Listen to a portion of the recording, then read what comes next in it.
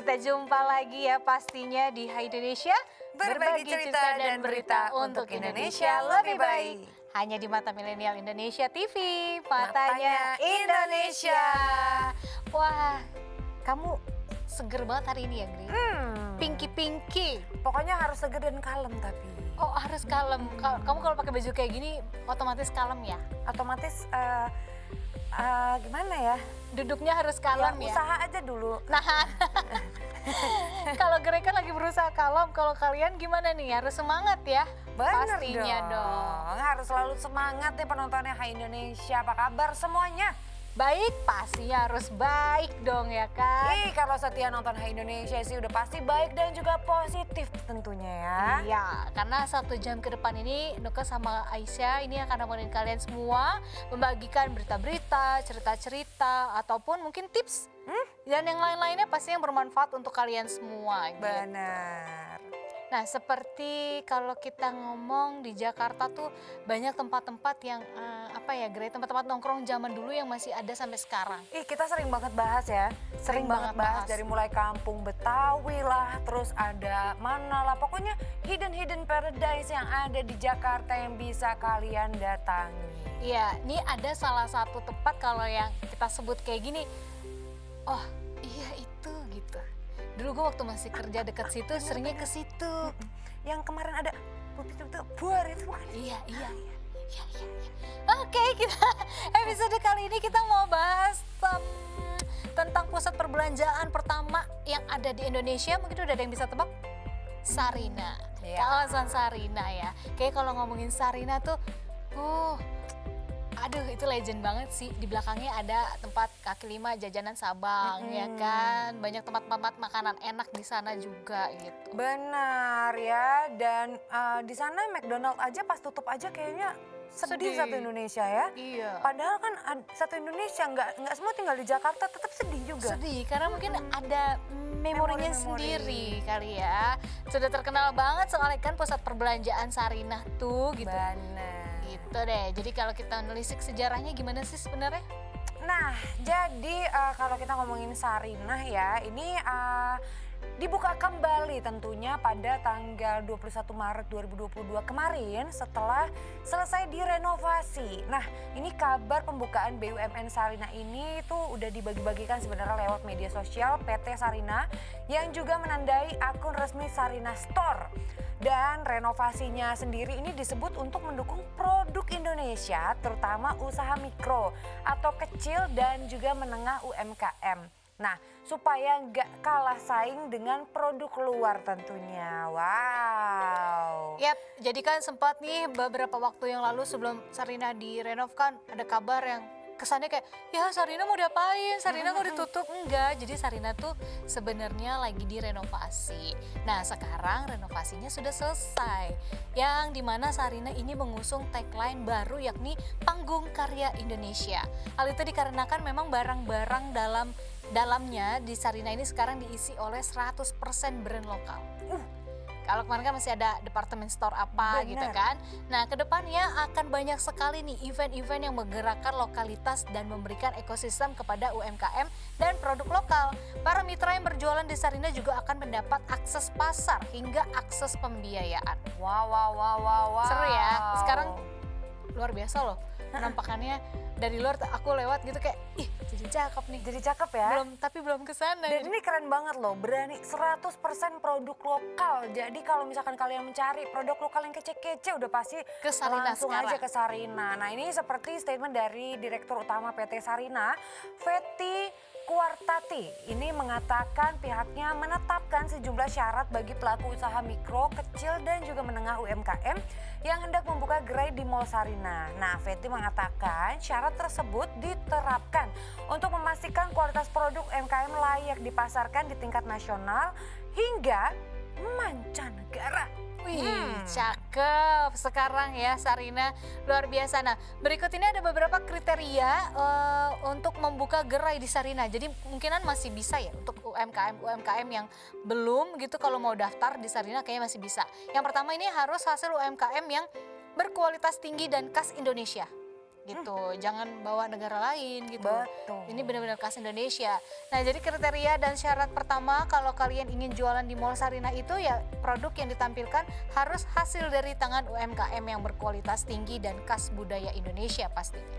Betul. Nah, jadi ini dibuat dan juga diproduksi oleh orang Indonesia. Terus juga kalau misalkan syarat jualan keduanya adalah produk tersebut apapun itu ya dipastikan harus dibuat dan diproduksi oleh orang Indonesia. Pihak Mall Sarinah tidak membolehkan para pelaku UMKM menjajakan barang hasil produksi luar negeri walaupun berlabel dalam negeri. Jadi ini selaras nih dengan syarat jualan kedua ini. Pihak Mall Sarinah ingin menghadirkan UMKM harus membangkitkan pelaku seni di daerah sekitar tentunya. Alhasil produk UMKM tersebut dapat membangkitkan ekonomi warga sekitar pastinya. Wow. Yap. Dan terus syarat berikutnya juga harus memiliki unsur kekinian nih. Maksudnya syarat ketiga ini kalau memang ingin jualan di Mall Sarinah nantinya adalah itu produk-produk UMKM yang harus memiliki unsur kekinian. Tujuannya dari syarat terakhir ini adalah produk UMKM tersebut bisa lebih menarik kaum muda sehingga mereka tergerak nih untuk membeli produk tersebut gitu loh. Kadang-kadang kan suka yang underestimate gitu kan. Apa sih kampung deh pakai produk Indonesia, padahal dia nggak tahu ya kadang-kadang etnik Indonesia tuh It's so last year gitu ya misalkan ya. It's so old gitu ya. Padahal enggak juga. Nih syarat ketiga harus up to date atau harus kekinian. Iya, Nah, betul. jadi biar nggak ketinggalan zaman nih. Dan kalau misalkan kita lihat nih kan peraturannya ada 3 tuh ya tadi. Nah dari syarat-syarat tersebut ini pihak Mall Sarinah bakal melakukan seleksi ketat banget terhadap ratusan UMKM yang sudah mengajukan diri tentunya untuk berdagang di pusat perbelanjaan Sarinah. Nah pelaku UMKM yang dinyatakan lolos secara kriteria akan diperbolehkan untuk menjajakan barang dagangannya di Mall Sarinah. Ya, kalau sejauh ini sudah ada sekitar 500 UMKM yang menempati kios di dalam Mall Sarinah ya. Akan tetapi untuk hari pertama pembukaan Mall Sarinah ternyata ini belum semua kios dari para pelaku UMKM ini dibuka. Nah, kalau menurut manajer atau yang bertanggung jawab di sana, Mbak Feti ini menjelaskan ada beberapa gerai yang masih dalam proses pembahasan. Tapi Mbak Feti juga ini memastikan kalau seluruh gerai di Sarinah pastinya akan terisi penuh pada bulan Juni 2022. Wah nggak sabar ya Nuka ya, kita pengen ke sana Jadi hunting-hunting kepengen barang deh. lokal yang lucu-lucu. Iya, terus kayaknya tempatnya sekarang jadi instagramable banget gitu di luarnya, Greg. Oh iya ya? Iya, jadi berubah total. Jadi penasaran gak sih dalamnya tuh kayak apa kira-kira? Sana yuk, kesana yuk gitu. Ayo. Dan selanjutnya Nah ini kan Mall Sarinah dikelola oleh perusahaan badan usaha milik negara atau BUMN bernama PT Sarinah Persero yang bergerak di bidang retail. Kepemilikan Sarinah 100% dikuasai oleh negara Republik Indonesia. Dengan modal dasar sebesar 100 miliar rupiah serta modal ditempatkan dan disetor penuh sebanyak 46,85 miliar rupiah. Sarinah awalnya didirikan dengan nama PT Department Store Indonesia. Kemudian pada 10 April 1978 terjadi penggantian nama perusahaan menjadi PT Sarinah Persero. Gitu. gitu. Nah tadi seperti aku udah spill juga ya kan, ini banyak spot-spot instagramable banget gitu di Sarinah sekarang yang baru, wajah barunya Sarinah tuh punya banyak banget spot-spot menarik untuk kita foto. Buru-buru Gitu. deh ya sebelum mulai banyak tersebar. Itu dia kan. Nah Sarinah di Jakarta Pusat adanya ya guys. Akhirnya nih kan sekarang udah resmi dibuka pada hari Senin tanggal 21 Maret 2022 silam ya. Ini udah resmi dibuka sejak pukul 10 pagi waktu Indonesia bagian Barat. Akhirnya setelah direvitalisasi sejak 2 tahun kemarin dengan desain bangunan yang sekarang ini bisa dibilang mewah, pengunjung bisa berburu foto di sejumlah spot yang menarik. Dan tidak hanya sebagai departemen store yang menjual produk-produk usaha mikro, kecil, dan menengah atau UMKM, Gedung Sarinah saat ini memiliki banyak fasilitas dan area yang bisa dimanfaatkan termasuk spot untuk kalian berfoto. Penting banget nih spot foto. Jadi kalau sebuah tempat makanan yang gak enak lah, ini yang gak enak, tapi kalau buat foto bagus pasti rame gitu ya. Dimaafkan lah ya. Dimaafkan nih, apalagi kalau misalkan ternyata yang dijual itu barang-barangnya juga lucu-lucu banget. Iya, apalagi kan kita tahu kan kalau UMKM, produk-produk barang Indonesia kan suka etnik gitu ya, Kayak Dre etnik ya. gemes gitu ya. Gemes gitu Dan ya. long lasting biasanya. Iya. Sekali kita beli bisa dipakai terus. Iya betul Mm-mm. gitu. Nah ini seperti statement dari Direktur Utama Sarina, ini Mbak Vetika Kuartati ini mengatakan, katanya setelah renovasi ada berbagai tempat di Sarina yang bisa dikunjungi. Salah satunya adalah tangga amphitheater. Tangga apa itu? Bukan amfibi ya, amphitheater. Jadi dari sisi sebelah kanan gedung depan Sarina nih ada deretan tangga berwarna coklat dan abu-abu yang disebut sebagai amphitheater. Pengunjung di sana tuh bisa duduk-duduk boleh, santai sambil mengambil foto di area ini boleh. Naik tangga boleh, namanya juga tangga ya. Nah kalau misalkan kita lihat deretan tangganya kan terlihat estetik banget dan juga menunjukkan kemegahan bangunan Sarina dari depan. Kece banget Keren pokoknya ya. buat foto Iya makanya terutama. lewat situ aja tuh pas di depan, ih kok sekarang lucu sih. Oh wow gitu ya. Iya berbeda banget dengan tampilan yang dulunya Grey gitu, berbeda Bener. sekali. Dan sekarang ini ada sudut dinding tempat belanja juga bisa tempat kalian buat foto ya. Selanjutnya ini adanya di lantai dasar gitu. Jadi pengunjung dapat menemukan sudut dinding area belanja yang cukup menarik bisa dibilang. Karena di sana ada dengan latar belakang lukisan wajah seorang perempuan, pengunjung bisa berpose di depannya gitu. Aku takutnya kalau foto tuh perempuan ngedip lagi. Aku berarti. Kan itu lukisan perempuan. Berarti aku. Oh kamu di Kalau situ. kamu foto ada perempuan yang ngedip-ngedip berarti aku. Oh iya, Ya. dia lagi Iya gitu. betul. Nuka lagi foto aku. Gitu Sengaja belakang, ya. sengaja.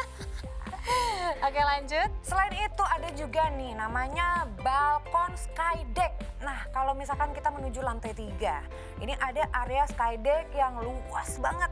Di sana kita sebagai pengunjung nih bisa berfoto-foto di balkon yang berada di alam terbuka dengan latar pencakar langit nan megah. Wah, untuk pencahayaan alam yang bagus tentunya nih. Nah pengunjung sebaiknya kalau mau ngambil foto, kalau bisa saat siang menuju sore gitu. Jadi cuacanya nggak terlalu terik, tapi cukup cahaya untuk Iya. bisa menajamkan hasil gambar kalian. Tapi tentunya kalau bisa lensanya dilap-lap dulu.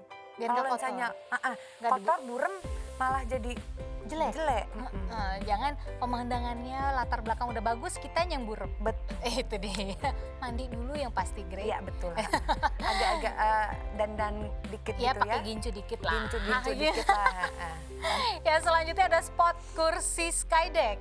Ini masih di area skydeck, terdapat kursi berbingkai kotak warna merah yang juga bisa menjadi spot foto nih. Jadi nggak hanya bisa berfoto dengan pose berdiri, pengunjung juga bisa duduk sambil mengeluarkan gaya andalan dengan latar belakang gedung-gedung tinggi Jakarta. Gaya andalan nggak tuh? Tuh, Wah, ya kan kapan gimana lagi tuh tuh gaya andalan? gedung-gedung menjulang tinggi jadi latar belakang kalian foto. Aku tahu kalau bapak-bapak gaya andalannya gimana. Gimana? Ya udah gitu. Ibu-ibu, Atau ke tolak pinggang. Satu.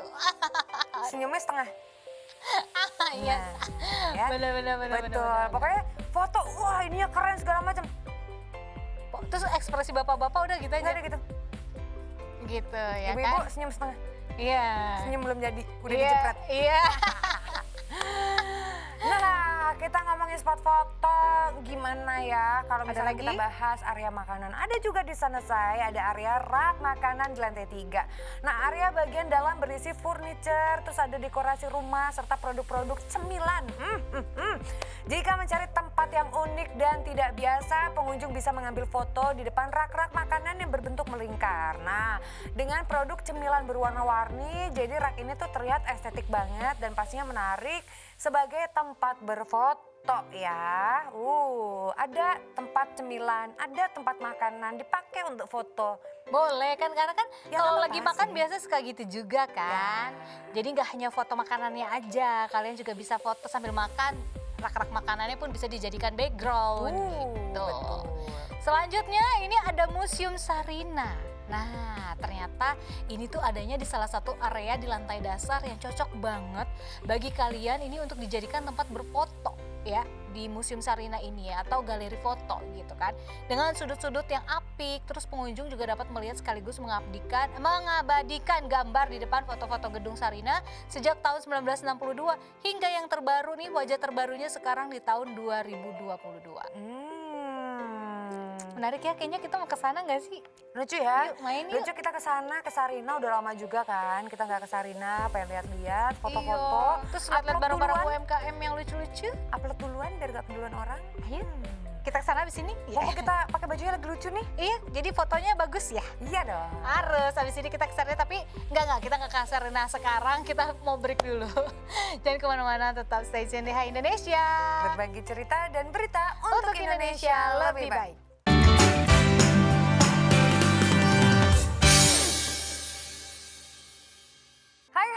Hai Indonesia, hai millennials, kembali lagi tentunya bersama kita berdua, ada Aisyah dan juga Nuke di Hai Indonesia, berbagi cerita dan berita untuk Indonesia lebih baik. Nuke, tadi kita udah bahas apa nih di segmen 1? Itu tadi ada beberapa spot-spot foto di Sarinah yang baru, yang pastinya instagramable banget kalau kalian ke sana ya, apalagi yang niat untuk ya memang ayo yuk hunting tempat-tempat lucu, ini boleh jadi salah satu pilihan sekarang. Benar. Nah, kalau misalkan kalian pecinta produk-produk lokal ya, Iya. kalian bisa juga berbelanja ke sana karena itu dipastikan 100% adalah produk lokal. Nah, tapi nih, tadi Nuka sempat bertanya di segmen 1.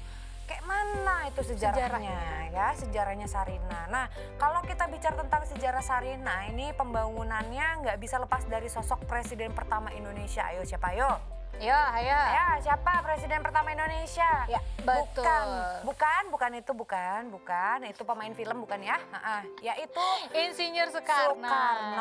Nah, beliau itu memiliki gagasan sebenarnya ingin membangun pusat perbelanjaan pertama di tanah air yang diperuntukkan sebagai etalase barang produksi dalam negeri sekaligus untuk mewadahi kegiatan perdagangan produk dalam negeri. Serta ini juga ditujukan untuk mendorong pertumbuhan perekonomian Indonesia tentunya. Betul banget. Jadi selain diperuntukkan sebagai etalase barang produksi dalam negeri, tujuan awal Sarina didirikan ini juga untuk memenuhi kebutuhan rakyat agar bisa mendapatkan barang-barang murah ya. Tetapi dengan mutu yang bagus dan harganya juga tidak terlalu tinggi gitu. Nah, Bung Karno pun akhirnya berharap nih kalau Sarina menjadi stimulan, mediator dan juga alat distribusi ekonomi yang tengah sulit kala itu. Bapak Soekarno juga mendirikan store yang menyediakan kebutuhan wanita, anak-anak, pria, dan juga sebagainya. Dengan segala kelengkapannya, maka Bung Karno ini menyebut sebagai toko serba ada saat itu. Toh serba. Ternyata toh serba itu asalnya dari Sarinah guys ya. Iya, itu ya idenya Bung Karno memang Toh tuh. serba semuanya ada di sana. Oke, nah tapi akhirnya nih misi besar tersebut diwujudkan melalui pembangunan Gedung Sarinah di Jalan MH Tamrin, Jakarta. Nah, peresmian Gedung Sarinah ini tepatnya pada 15 Agustus 1966. Sekaligus menandai kehadirannya sebagai pusat perbelanjaan pertama di Indonesia. Nah, biayanya gimana tuh Kak? Nah, biaya pembangunan Mall Sarinah berasal dari dana pampasan perang atau kompensasi dari pemerintah Jepang sebagai konsekuensi atas penjajahannya di Indonesia setelah kalah dalam Perang Dunia Kedua melawan Sekutu. Kita mau pindah kan ibu kota. Iya, Minta duit aja sama Jepang ya. Efek Udah dulu deh. udah nggak bisa ya, udah nggak bisa. bisa. Tadi kan udah gue kasih kompensasi. Udah ya. Udah. Sarinah. Ini kalau lu Aja, mau minta aja. apa mau minjem, ujung-ujungnya Sarinah gitu. aja ya. Sarina aja, udah. Nggak apa-apa. Nah, ini ada yang menarik. Aku pernah baca juga di sejarahnya. Jadi nama Sarina ini diambil dari nama salah satu pengasuh Presiden Soekarno di masa kecil. Yang dia tuh sayang banget. Namanya tuh Ibu Sarina. Gitu. Nah, jadi emang waktu itu Bung Karno bilang dia tuh sangat mengagumi sosok Ibu Sarina ini gitu. Jadi waktu itu aku baca memang dalam buku atau biografinya Bung Karno Penyambung Lidah Rakyat Indonesia. Di sana tuh Bung Karno ini mengungkapkan bahwa Sarina adalah gadis pembantu keluarga orang tuanya yang memiliki jasa besar banget dalam membesarkan Bung Karno. Jadi kalau menurut Bung Karno, Sarina lah yang mengenal dan belajar tentang arti cinta kasih, terutama terkait dengan kecintaan kepada rakyat jelata. Nah, kecintaan Bung Karno dan rasa hormat Bung Karno yang tinggi terhadap Sarina ini akhirnya diwujudkan dengan menamai pusat perbelanjaan pertama di Indonesia sesuai dengan nama pengasuhnya. Gitu. So sweet banget ternyata. Bung Karno tuh kayaknya kalau bikin apa-apa pasti ada filosofi yang terkandung di dalamnya. Gitu. Benar, orangnya tuh filosofi banget Filosofi banget. Filosofi banget, Iya. terus juga dia tuh mikirnya panjang, selalu panjang. Iya, kayak detail gitu loh. Detail Kita dan nggak kepikiran, oh ternyata dia udah memikirkan tuh segini dia segini. tuh udah tahu sampai dia Bikin Sarina, Selesai. bikin Dufan, patung pancoran. Itu gagasannya dia luar biasa. luar biasa Monas. ya, luar biasa ya presiden pertama kita ya. Memang ini. luar biasa. Terus kalau kita ngomongin gedung Sarinah, itu kan tinggi ya lumayan ya, itu tingginya totalnya 74 meter. Nah ini sebenarnya totalnya ada 15 lantai. Nah itu menjadikan bangunan pencakar langit pertama di Indonesia. Pada saat itu, kalau sekarang sih banyak kali di Jakarta aja kan termasuk paling banyak di dunia ya. Iya, Salah satu betul. dengan gedung tinggi terbanyak di dunia, salah satunya ya. Nah, pada saat itu Sarinah langsung jadi ikon berbelanja di Jakarta. Pokoknya tiap kalau mau belanja, Sarinah, Sarinah, Sarinah. Iya, itu kayak wah, kayaknya udah bangga banget gitu belanja di Sarinah gitu kan. Iya kan, soalnya saat itu baru pertama kali bayangin gitu. Nah, ini ada fakta menarik juga, ternyata Sarinah ini direnovasi untuk menciptakan wajah baru Sarinah. Sebagai pusat perbelanjaan pertama di Indonesia, Gedung Sarinah ini telah diusulkan sebagai cagar budaya sejak 2016 lalu oleh tim ahli cagar budaya Jakarta. Tapi kemudian di tahun 2020 dilakukan renovasi besar-besaran dan Mall Sarinah ini memang ditutup untuk sementara. Secara infrastruktur maksudnya Gedung Sarinah ini sudah terbilang tua ya guys. Ya iyalah, dari Soekarno masih ada, bayangin ya kan.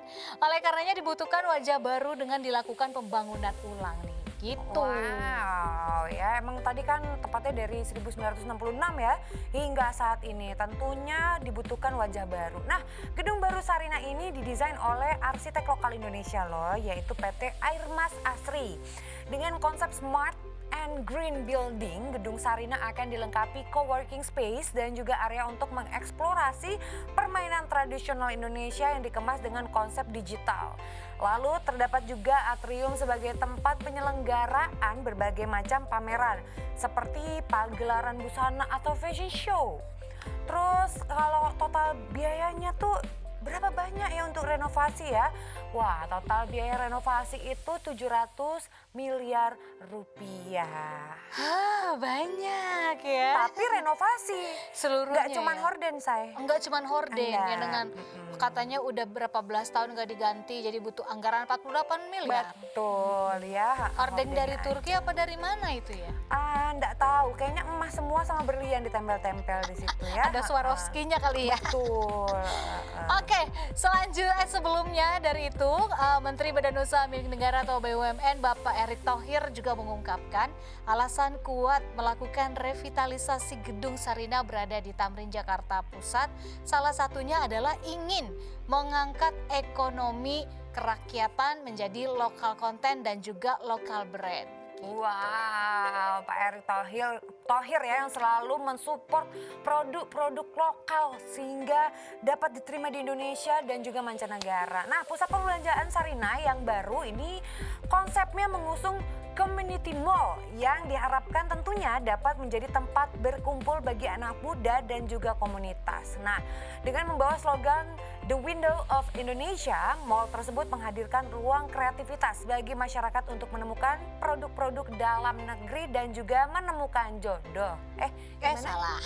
Nah, kan tempat Kalau benar berkumpul. bisa ketemu jodoh boleh iya langsung ke Iya sana. kan tempat berkumpul ya kan. Tempat Iya, iya, berkumpul, ketemu dengan komunitas. Aduh, jadi penasaran saya kan. Ih gitu kan, langsung Gitu beneran kan. rambut nggak tuh Desa ya? Duh, kita ke sana yuk gitu. Enggak ke sana buat foto. Betul sama belanja-belanja. Ya, kami kayaknya penasaran nih gue.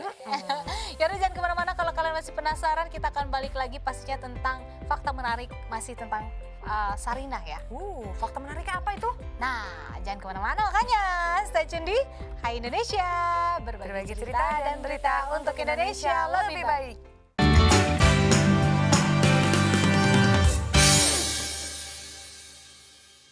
Hai Indonesia. Hai millennials, masih bersama kita berdua di sini. Di mana lagi kalau bukan di Hai Indonesia ya, berbagi Bagi cerita dan berita untuk Indonesia lebih baik. Dan masih ngobrolin Sarinah. Benar, tadi kita udah bahas renovasi, terus Sejarahnya, spot-spot fotonya. Betul, sekarang kita akan bahas fakta. Menarik. fakta menarik tentang Dari Sarina. Sarina. Apa tuh kira-kira, ada yang bisa nebak nggak nih? Ayo tebak. Nah, Sarinah ini sebagai mall pertama di Jakarta, sekaligus mall pertama di Indonesia ataupun pusat belanja Belanjaan. pertama di Indonesia ya. Nah, tentunya kan keberadaan Mall Sarinah ini sangat legendaris banget. Dan juga banyak generasi tahun 70-an sampai 2000-an awal yang menghabiskan masa mudanya di Sarinah tentunya nih, masa babe gue ya kan. Ada yang sering diajak orang tuanya belanja, ada juga yang nongkrong dengan teman-temannya. Nah, berikut kita punya 2 fakta menarik tentang Sarinah. Yang pertama, ada apa Nuke? Di sini ternyata ada relief peninggalan masa Presiden Soekarno yang udah tersembunyi puluhan tahun. Keren banget gato ya kan? Jadi pada awal tahun 2021 lalu dunia maya sempat dihebohkan dengan penemuan relief tua di dalam Sarinah saat sedang akan direnovasi.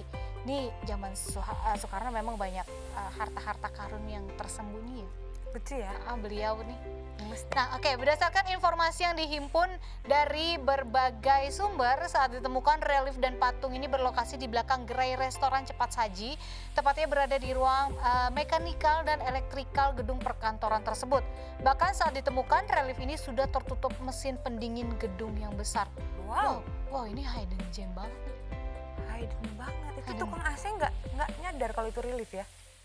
Gak ada yang tahu kali dulu pas pembangunannya. Nggak ada yang tahu. Iya. Oke, nah betul. ini relief yang berasal dari era Orde Lama itu sempat tersembunyi selama puluhan tahun. Tapi setelah artefak kembali ditemukan, kurator Galeri Nasional Indonesia Asikin Hasan dipercaya untuk memimpin konservasi relief untuk bisa memulihkan kondisinya. Nah, Asikin yang merupakan anggota tim ahli cagar budaya TACB menyampaikan ada sekitar 25 orang yang terlibat dalam proses konservasi relief.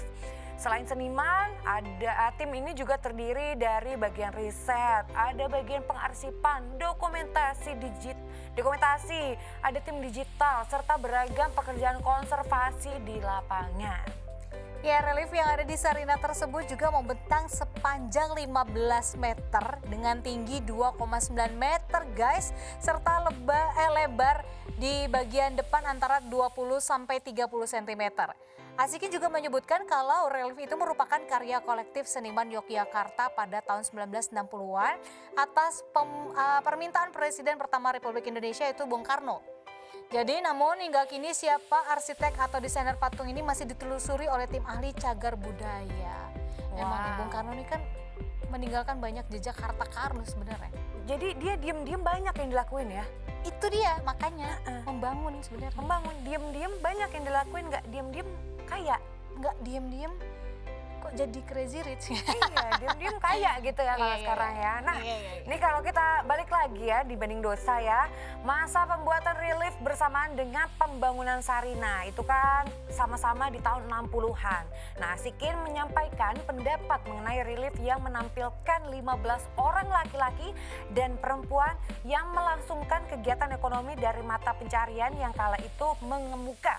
Pada era 60-an, Asikin menyampaikan sebagian besar rakyat Indonesia memiliki mata pencaharian sebagai petani dan juga nelayan. Lantas menjajakan hasilnya di lapak, istilah penjajah di lapak ini mengacu pada kegiatan berdagang di pasar-pasar yang harinya ditentukan.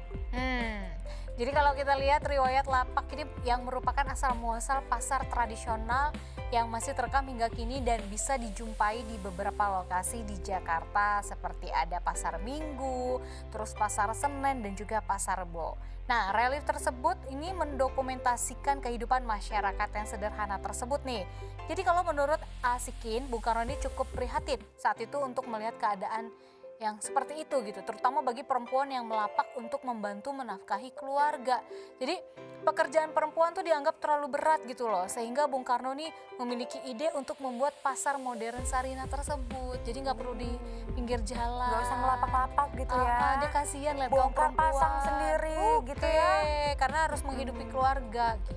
Wow, ini sangat thoughtful banget ya Presiden kita. Dan Sarina ini kan mall pertama di Indonesia yang dimaksudkan sebagai lapak dengan sistem yang lebih modern.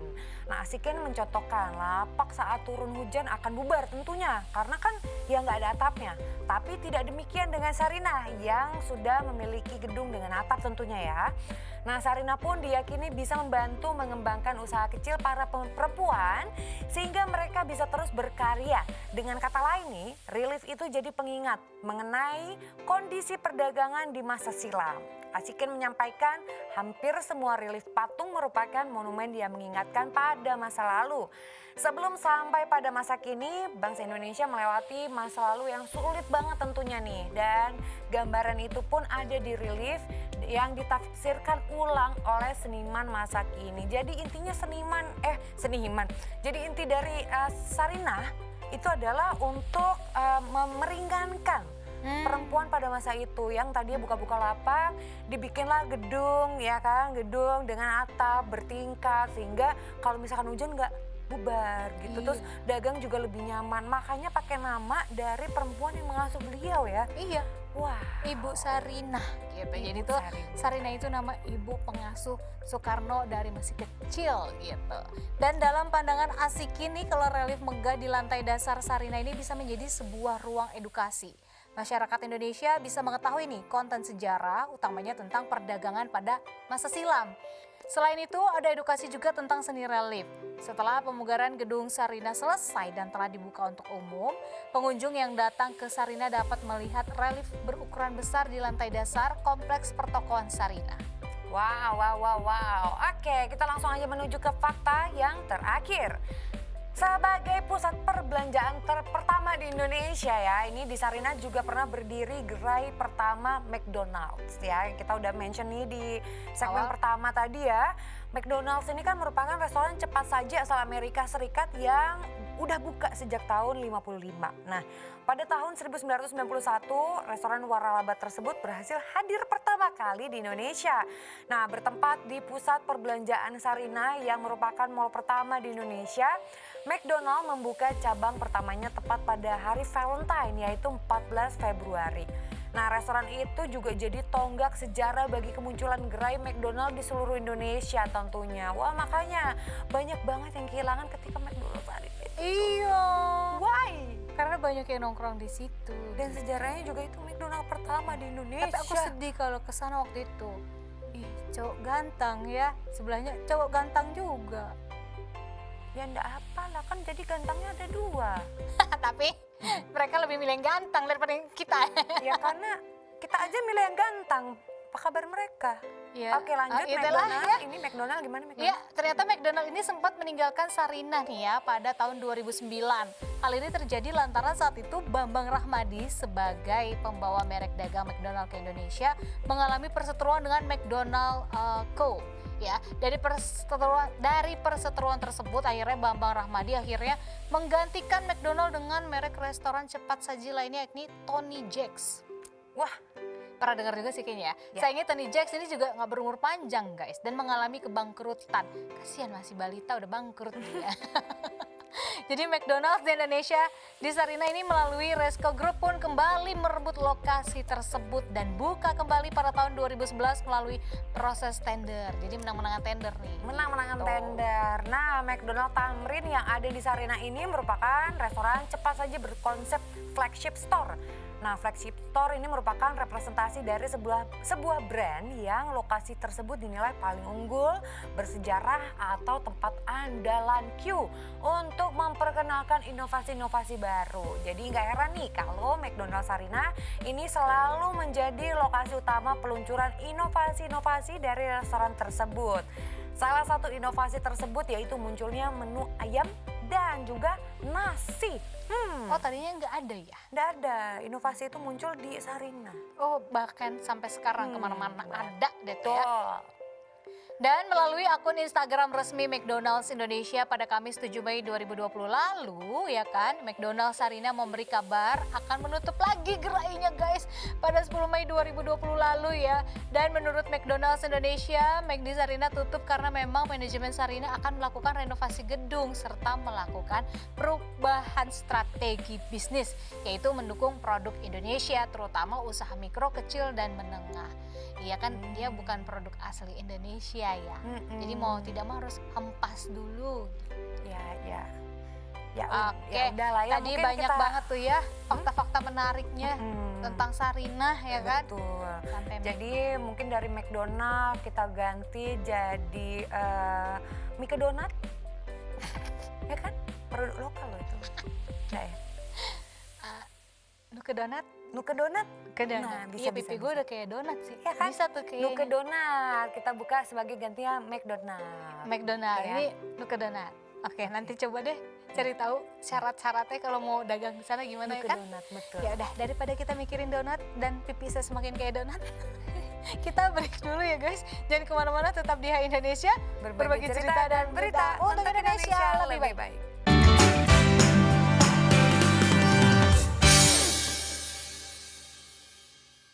Hai Indonesia, kita balik lagi masih sama Nuka Azvita dan juga ada Aisa Gray di sini. Dan kalau tadi kan segmen 1, 2, 3 kita udah panjang banget bahas tentang pusat perbelanjaan pertama di Indonesia, yaitu Sarina Tamrin ya. Kalau sekarang orang taunya tuh Sarina Tamrin ya, karena memang lokasinya ada di Jalan Tamrin Jakarta gitu. Oke, kita tinggalkan dulu Sarina. Tadi kita udah bahas panjang, sekarang nih ada juga berita yang cukup menghebohkan beberapa waktu yang lalu ya. Bulan lalu lah ya, bulan-bulanan lalu lah gitu kan. Bulan lalu. Ini ada aktor Will Smith yang tampar Chris Rock di Oscar 2022. Wah, itu heboh banget ya. Bukan lagi, itu langsung Indonesia netizennya itu kurang kreatif. Apa coba? Baru ada kejadian, gak Meme-nya lama langsung meme-nya udah banyak. mulai banyak. Keren. Meme-nya banyak. Ya, jadi Academy Award ke-94 alias Oscar 2022 telah resmi mengumumkan seluruh pemenangnya pada 28 Maret lalu. Ada satu momen yang luar biasa pada Oscar kemarin ya kan, yang justru mungkin jadi ini daya tarik perhatian masyarakat dan menjadi perbincangan meski acaranya sudah selesai gitu. Bikin orang salfok gitu ya. Bagi orang salfok gitu, salah fokus gitu. Jadi momen itu adalah ketika aktor Will Smith itu kita lihat dia naik ke atas panggung dan menampar Chris Rock yang sedang melakukan monolog sebelum pembacaan pemenang nominasi film dokumenter panjang terbaik. Hal ini karena dalam monolognya Rock sempat membuat marah ya, membuat candaan gitu yang tertuju kepada istri Smith, yaitu Jada Pinkett Smith. Nah itu dia, makanya kalau bikin monolog ya tolonglah kau tengok-tengok dulu materinya ya. Walaupun udah izin dan lain-lain, tapi kan tetap aja ya kita harus melihat Menghargai. sikon. Oke, nah ada beberapa fakta menarik nih di balik insiden tentunya yang menggemparkan sejarah Oscar. Wah, candaan Chris Rock ini ternyata kenapa nih Will Smith sampai marah banget? Ternyata ini berkaitan dengan penyakit Jada Pinkett Smith. Jadi kejadian ini bermula ketika Chris Rock berada di panggung Oscar ya kan, untuk mengumumkan pemenang kategori film dokumenter terbaik. Nah, di momen itu ia sempat melontarkan lelucon-lelucon yang salah satunya itu menyinggung istri Will Smith, Jada Pinkett Smith. Chris Rock kemudian melontarkan lelucon yang berkaitan dengan penampilan Jada Pinkett yang saat itu sedang berambut hampir botak. Nah, sontak Will Smith langsung naik ke atas panggung dan langsung menampar.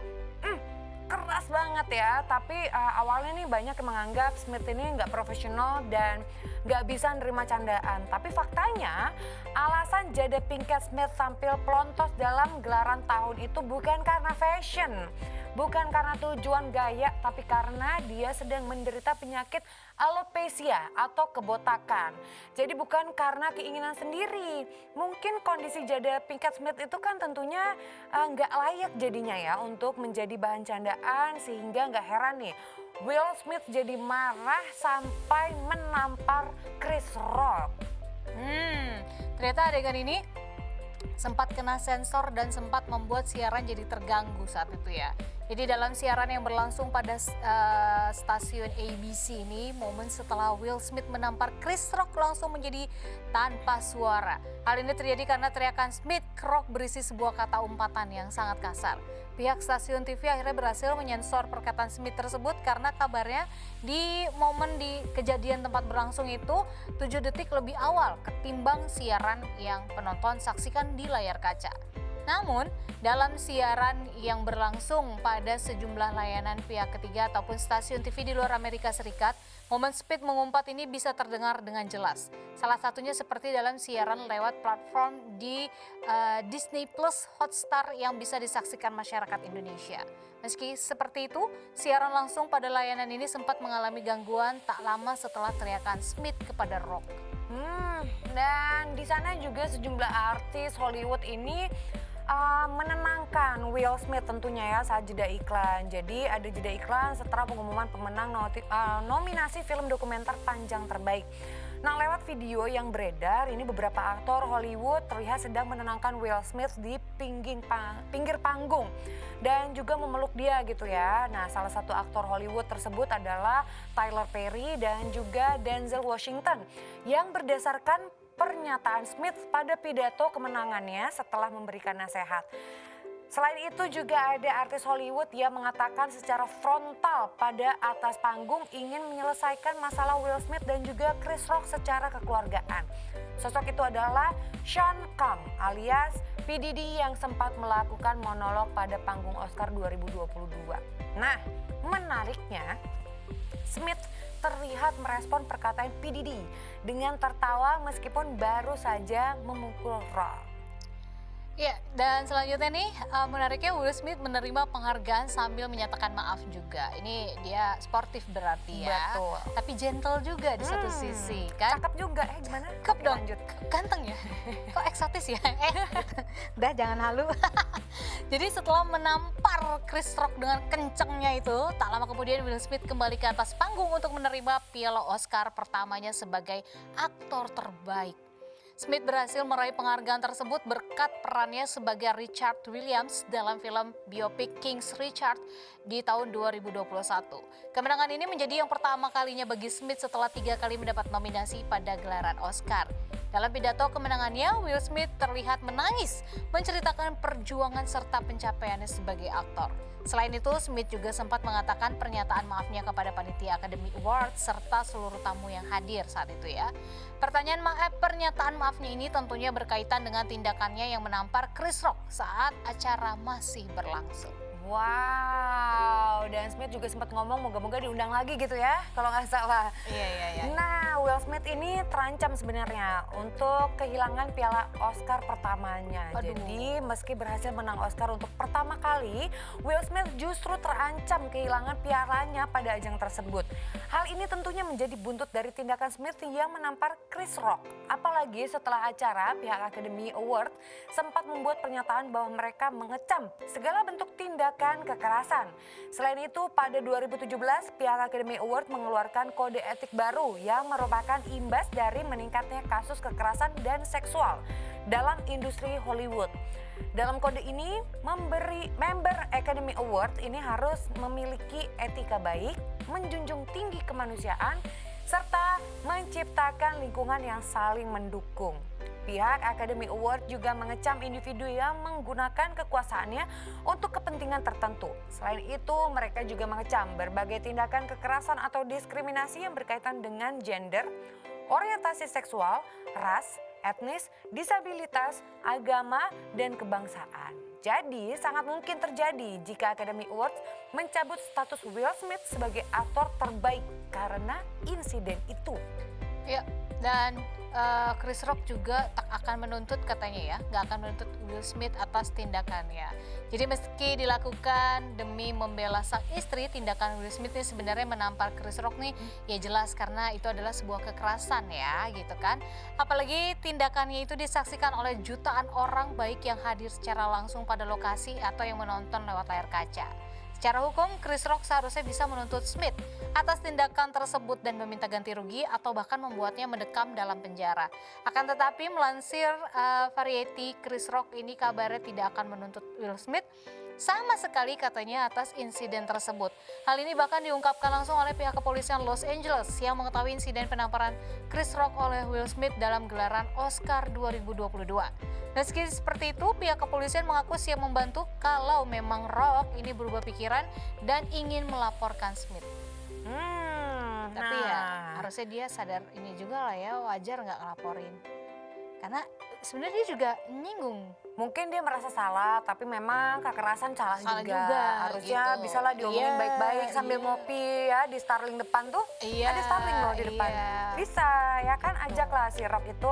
Ayo sini, gue ajak ngopi. Gua Sebat traktir. dulu lah, sebat dulu. Maksudnya apa lu ngatain gitu ke bini gue kan Iya. gitu bisa. Kalau lu nggak tahu apa-apa dia mah ntar pala lu gue botakin juga nih biar sama Benar, gitu. gitu. Nggak boleh ya guys ya. Sunda Sebenar nih. apapun kita tuh jangan sampai kita mulai duluan. Jangan sampai menggunakan kekerasan Yap, ya, betul. Nah apalagi nih kalau kita ngomongin penonton Oscar, ini kan melonjak tajam banget tentunya. Selesai insiden Will Smith, Chris Rock ini, terlepas dari berbagai kontroversinya tentunya nih, ada satu dampak positif tentunya bagi penyelenggaraan Oscar 2022 akibat insiden Will Smith, Chris Rock. Pasalnya setelah laporan Jacob King yang merupakan seorang analis, jumlah penonton gelaran Oscar tahun ini melonjak naik secara tajam setelah insiden pemukulan tersebut.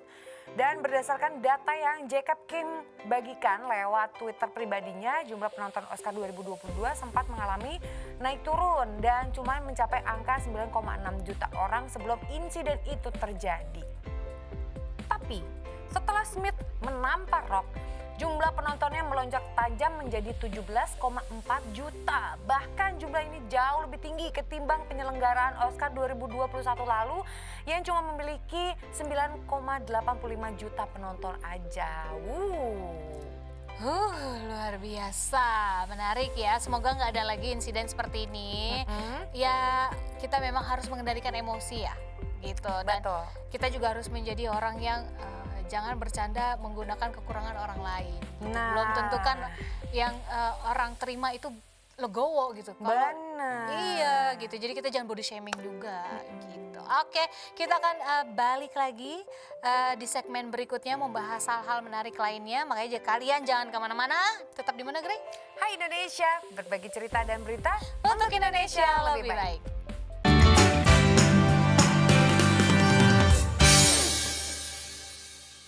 Hai Indonesia. Hai Kita balik lagi. Ada kita lagi di sini. Terima kasih ya, masih sama kita berdua dan gak terasa juga nih ternyata kita udah di segmen terakhir Grey dari Hai Indonesia. Kalau tadi kan kita ngomongin Will Smith dan juga Rock ya kan? Ya, Chris Rock. Ya. Ini masih dalam Piala Oscar juga sih ya.